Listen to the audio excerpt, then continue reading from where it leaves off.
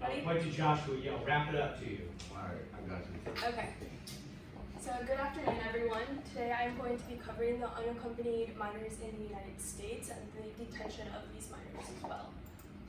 So the reason why I chose this topic is because I have experienced the immigration process myself. So when I was 6, I'm actually from Bolivia. I was born in Bolivia, so my family had to go through this process with getting a visa and my mom getting her citizenship. So I'm aware of the lengthy process and how this process affects families, not necessarily at the level of the children that experience this in detention centers, but something familiar because of the way the process works. I've also had the opportunity to work with an immigration attorney, especially during the summer of the zero tolerance policy under the Trump administration. So I was able to work with unaccompanied minors and families that were experiencing detention and also separation of the family. So this is relevant to my future career because after Bridgewater, I plan on attending law school and specializing in immigration.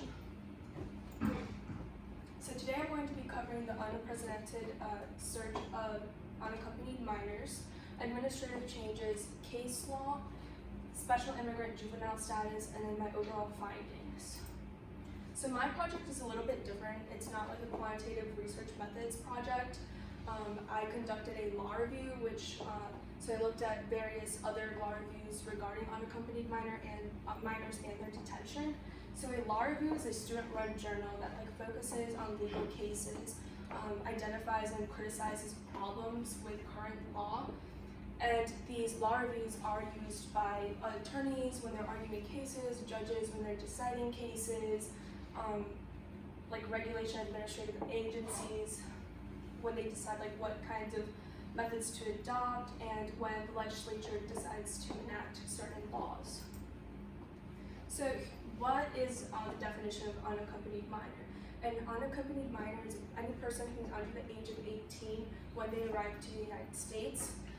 This child does not have any lawful immigration status in the United States, and they do not have a parent or legal guardian in the United States who can provide care or custody.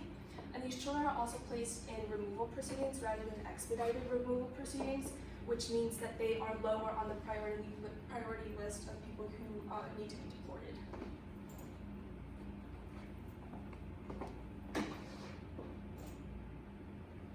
So the unprecedented search of unaccompanied minors was really a focusing event created by President Obama in 2012. He declared the unprecedented search of minors a urgent humanitarian crisis in 2014, and this was largely due to the increase in numbers of arrivals of unaccompanied minors from the Northern Triangle.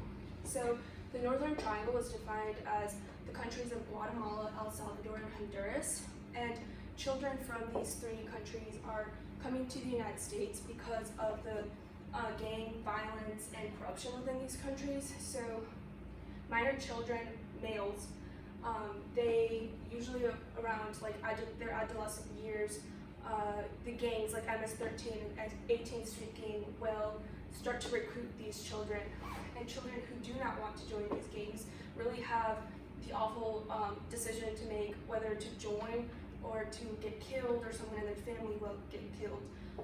And then for girls, it's more of sexual abuse, sexual assault, rape, and domestic violence.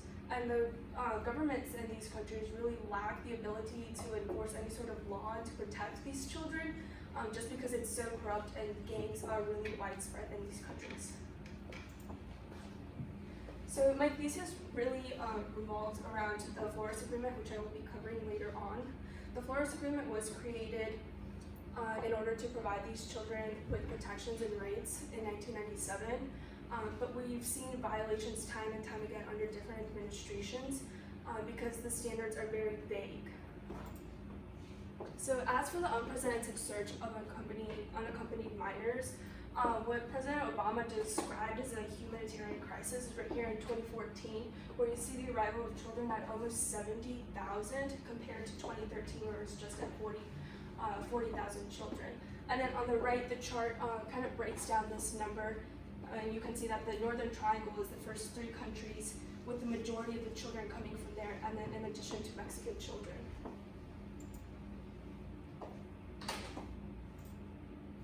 what are the major differences between the Obama and Trump administrations regarding these children?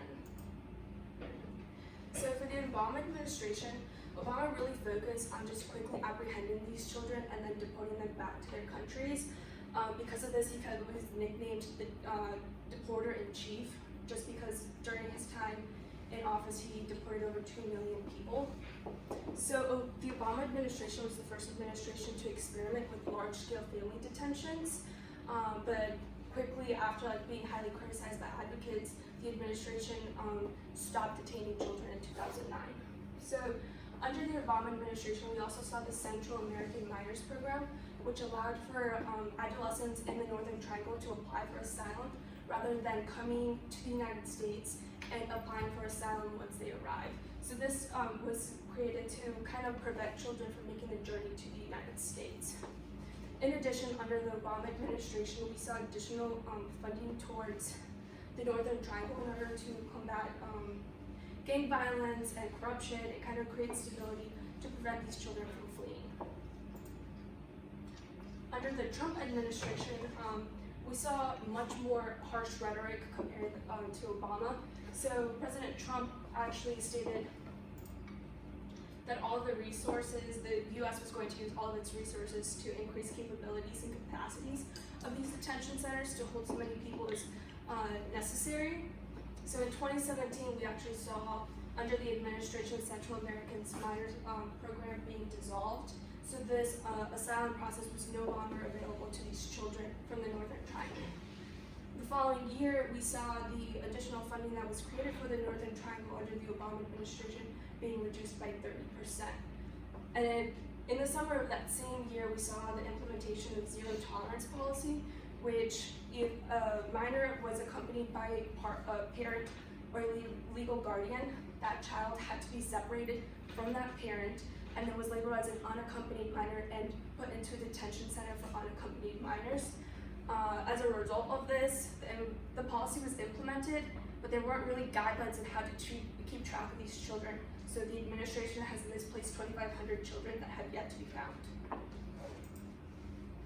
So for case law, the Florida Settlement Agreement is really what creates the standards and the protections for these children while in detention. So immigrant officials have to provide food and drinking water, medical assistance when necessary, toilet sinks, adequate temperature control, ventilation, adequate supervision to protect minors from others, and the separation of children from unrelated adults. This standard also created the prompt release of children, and children must be put into the least restrictive means possible in a setting that's appropriate for their age and special needs. So under the Florida Agreement of Apprehension and Custody Standards, so once a child is apprehended by Customs and Border Patrol, Customs and Border Patrol then has 72 hours to turn the child over to the Office of Refugee Resettlement, who then gains custody. And once the office has custody, that child can either be reunified with a sponsor or placed in foster care. So under the Florida Settlement Agreement, the detention of children, there are different levels of detention centers. These are just a couple. So you have your shelters, federal foster care, staff secure, and secure. Secure is the most restrictive of these detention centers because it is where highly violent children are placed. And they've also been categorized as a threat to themselves or others. Staff secure has a higher ratio of staff to unaccompanied minors in order to make sure that these violent children do not harm themselves or other children. So for the release, children can only be released to a parent, a legal guardian, or a close relative or a licensed program. And under this Florida Settlement Agreement, once the government settled in 1997, the case was closed with the intention that the government would create policy, the federal government would create policy to replace the standards created in the Florida Settlement Agreement, but we have not seen any policy that's been created. So that's why we see all these subsequent cases that's meant to add onto the agreement and to change the vague wording.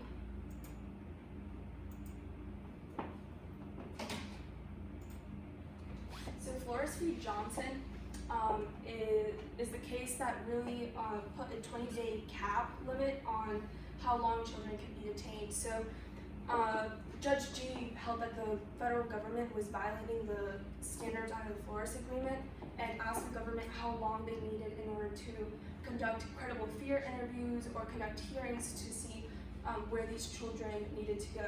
So the government said that they needed 20 days, and under this case, 20 days was the limit for how long children could be held. And then Flores v. Lynch expands the standards of the Flores Agreement to accompanied minors. So the federal government argued that when the standard says nationwide policy for the detention and release and treatment of minors in custody of INS, that minors does not include accompanied minors. But under this case, the Ninth Circuit Court found that minors does include accompanied and unaccompanied minors. And Flores v. Sessions is regarding custody hearings. So when the government decides to detain a child, that child must be told of his or her right to request a custody hearing in front of an immigration judge. So these two children, Hector and Byron, they were detained without being told of that right. So a criticism of this is that it heavily relies on immigration officials complying with this standard, and there's also a language barrier between these officials and these children who are very young and speak little to no English. And lastly, Flores v. Barr is the most recent case with the Trump administration, where in 2017, Judge G found that the withholding of basic hygiene products was a violation of the Flores Settlement Agreement. So the government responded with saying, when you say safe and sanitary, does that include providing children with basic hygiene products such as toothbrushes, toothpaste, and stuff like that? So the Ninth Circuit Court upheld Judge G's order and instructed the federal government to comply. So the future of the Flores Settlement Agreement is really up in the air, especially now under the Trump administration. Earlier this year in August, they moved to terminate these standards, and they argued that the Flores Agreement actually separates families because children cannot be held more than 20 days. So parents do not have to be released with their children, and that's why the administration is arguing that this is separating kids and hurting them even more. So under this, family detention would expand, but when this was released in August, DHS officials claimed that a child would not be held for more than 2 months even if the 20-day cap was over. And lastly, a common method to gain lawful status for these children is known as Special Immigrant Juvenile Status, which is also known as SIJS. So this is very, the requirements for this law are very strict, but if they're met, it's a pretty easy way for children to gain lawful status in the United States. So the requirements for this is that a child must be under the age of 21. This does vary by state. In Virginia, it's 18 instead of 21. The child must be unmarried, and then the child has to go to state court and get a judge order claiming that the child has been neglected by one or both parents, and that it's in the best interest of the child to not return to their home country. So once you have met all these requirements and gotten the court order, the child and their attorney will then file an I-360, which is a petition to gain this status. And once that status is approved, you can the child can apply for adjustment of status, which is getting a green card, and then employment authorization at the same time. So my biggest findings after conducting this law review is that the Flores Settlement Agreement was meant to protect these children, but after reading all these law reviews and all the violations that have happened, it's been both a success and a failure because these standards are only upheld once violations have been made or have happened. So there really is no enforceability of the law, and as a result, children in detention centers are suffering. Questions?